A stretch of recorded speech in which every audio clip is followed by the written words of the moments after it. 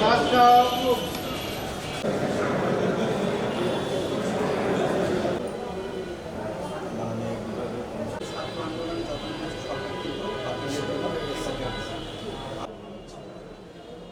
ক্ষোভের বহিঃপ্রকাশে সারা মহানগরীর স্বাভাবিকভাবে পরিচালনা বিভাগীয় কমিশনার মহোদয়, যিনি সিটি কর্পোরেশনের প্রশাসকের দায়িত্ব গ্রহণ করেছেন, উনি গতকাল আমাদেরকে কল করেছিলেন, রিং করেছিলেন। উনি বলেছিলেন যে উনি দায়িত্ব নিয়েছেন, নতুনভাবে সিটি কর্পোরেশন সাজাতে চান, কাজকর্মগুলো স্মুথলি আগায় নিতে চান। এ ব্যাপারে আমাদের সার্বিক পরামর্শ এবং সহযোগিতা চেয়েছিলেন। সেই অনুযায়ী আজকে আমরা এসেছিলাম, ওনার সাথে দেখা হয়েছে, আমরা কথা বলেছি, ওনাকে সার্বিক সহযোগিতার আশ্বাস আমরা দিয়েছি। এইটা রাজশাহী হলো শান্তির নগরী, পরিষ্কার পরিচ্ছন্ন একটি নগরী, সুন্দর সাজানো গোছানো নগরী। নতুন করে আমরা সাজাতে চাই। দেশ নতুনভাবে স্বাধীন হয়েছে, এই দেশ নতুনভাবে আমরা আবার করতে চাই, যেখানে শোষণ, যেখানে জুলুম নির্যাতন কিছু থাকবে না।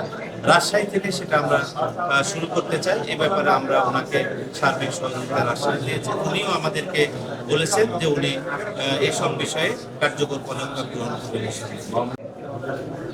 আসলে 5 আগস্টের পরে তো সারা দেশে পুলিশ প্রশাসন ভেঙে পড়ে, যার কারণে ট্রাফিক কন্ট্রোল থেকে শুরু করে বিভিন্ন পাড়ায় মহল্লায় পুলিশ স্টেশন সহ সরকারি গুরুত্বপূর্ণ স্থাপনা, এগুলো কিছু সুবিধাবাদী লোক, সুবিধাভোগী লোক, তারা ভাঙচুর, লুটপাট ইত্যাদি এবং মানুষের জানমালের ক্ষতি করছিল। যানবাহন নিয়ন্ত্রণ করার কোনো ব্যবস্থা ছিল না।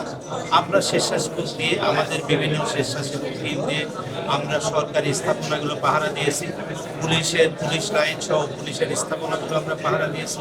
সাথে সাথে রাজশাহী মহানগরীর যে ট্রাফিক কন্ট্রোল সিস্টেম, আমরা ছাত্র এবং আমাদের যে সংস্থাগুলো আছে তাদের সদস্যদের মাধ্যমে আমরা এগুলো ব্যবস্থা করেছি। তাদের প্রয়োজনীয় ইনস্ট্রুমেন্ট দিয়েছি এবং তারা যাতে স্মুথলি কাজ করতে পারে, তারা অসুস্থ না হয়, এই জন্য স্যালাইন, পানি, খাবার ইত্যাদি আমরা সরবরাহ করে এই কাজটাকে চালিয়ে নিয়েছি। এখন পুলিশ অলরেডি থানায় ফিরেছে, ট্রাফিক আসছে, তারা দায়িত্ব গ্রহণ করছে।